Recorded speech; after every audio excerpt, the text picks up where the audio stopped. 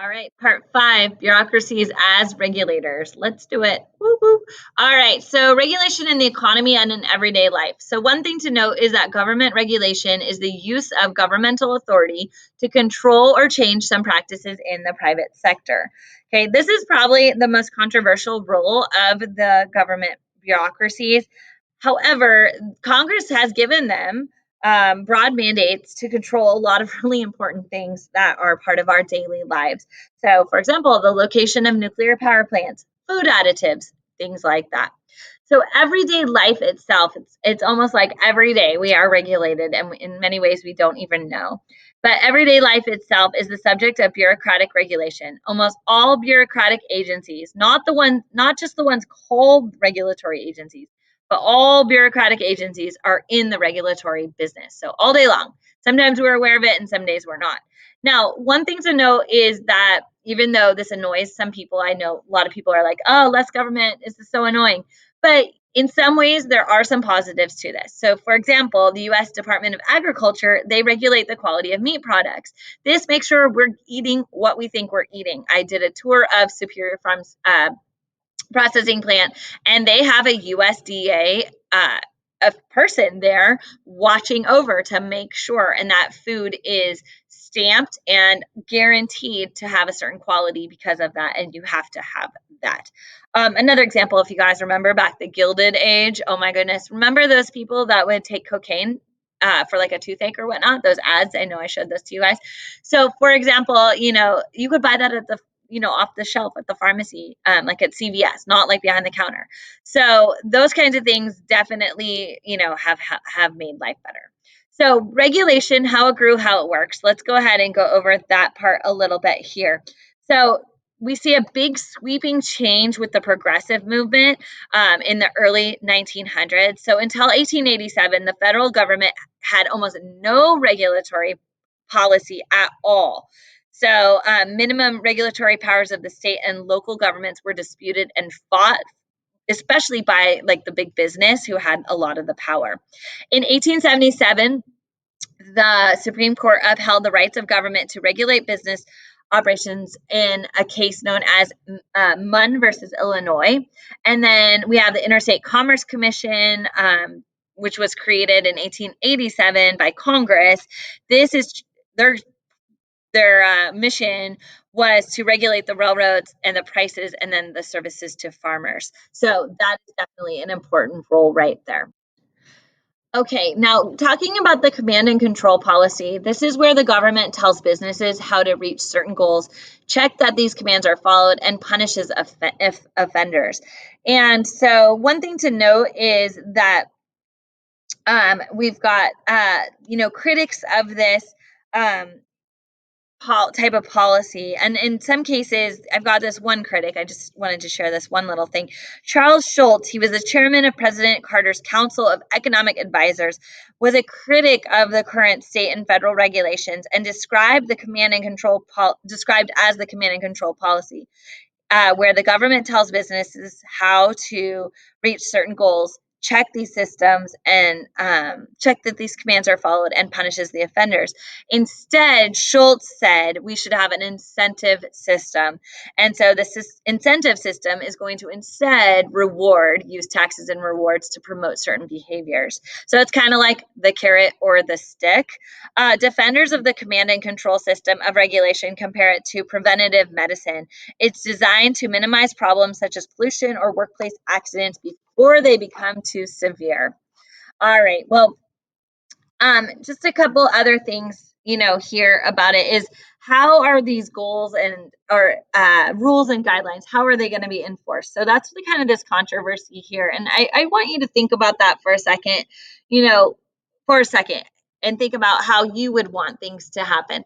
So there's different ways they can do it. So for example, the Equal Employment Opportunity Commission, they wait for complaints to come in. They don't go out looking for violations of equal employment. Um, Occupational Safety and Health Administration, OSHA, they do send inspectors into the field. So they are looking for safety and job related hazards. And then we've also got situations where We have applications for permits and licenses and things like that to demonstrate performance consistent with congressional goals. So that would be, for an example, the FCC or Federal Communications Commission. So different ways of doing it: waiting for complaints, sending inspectors, or requiring people to apply for certain things. All of those things play a role. So one thing to note is no matter how the regulation is happening, okay, whether we see it or we don't, whether it is command and control or it is incentive based, that what we do know is that there is a grant of power and set of directions that come from Congress, a set of rules and guidelines by the regulatory agency itself, and then some means of enforcing compliance with congressional goals and agency regulations. So just keep that in mind when we're talking about regulation and in the future when you're talking about government and whatnot. Government regulation has, of course, grown as American society has grown.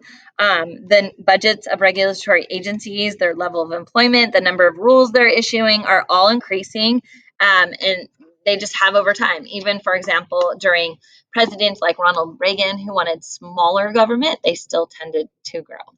So, what do we mean when we talk about deregulation?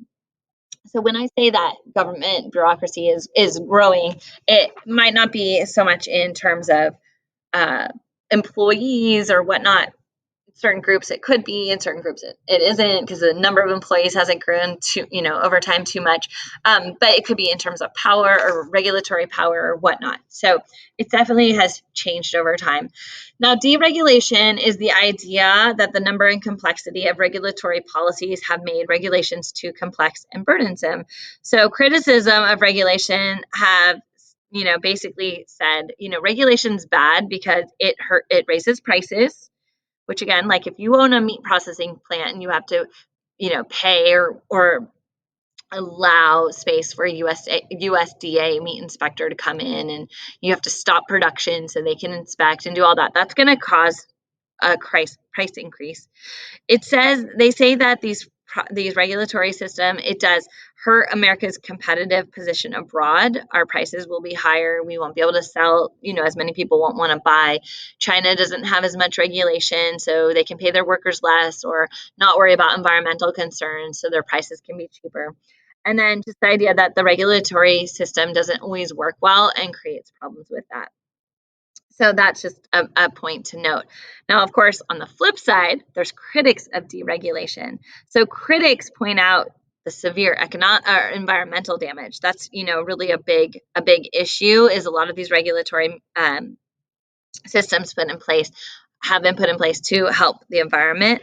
And this, is coming from, I hate to say it, but your textbook 20 years ago, which they're not really talking about climate change like they talk about it today. So I know that's a little bit of a controversial topic, but just to kind of keep that in mind, this idea of the environmental concern. And just even going back to like Nixon did a lot of environmental reform, and Nixon was a Republican, so he typically have more deregulation on the mind. But he's like kind of a misnomer because he really liked to be liked.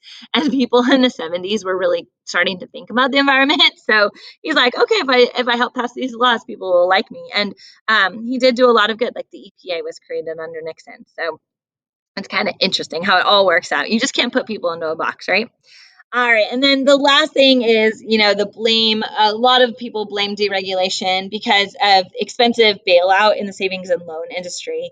And this happened in the 1980s, but then we see the bailout of the banks in the 2008, 2009. And so they just feel like these bailouts take place because of deregulation. And that's a critic's opinion. One thing with deregulation, before I leave you on this topic, is, Texas, the storm they're going through right now and the power situation.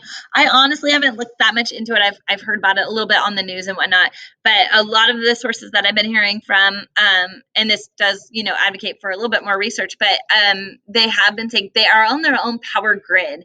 And so that they have been trying to provide power cheap to the residents, and which, that sounds great to me. But it has created some deregulation. They're a little bit more independent of other systems and other things. And so when you have a storm like this, it just knocks out part of it. It could, create some havoc. And they are, of course, it sounds like they're getting their power back, but they're having problems still with water and things like that. So I don't know if you're interested in kind of getting a current event story on that right now. Maybe look into that a little bit. And if you find out something interesting, please share it with me. I'd love to hear.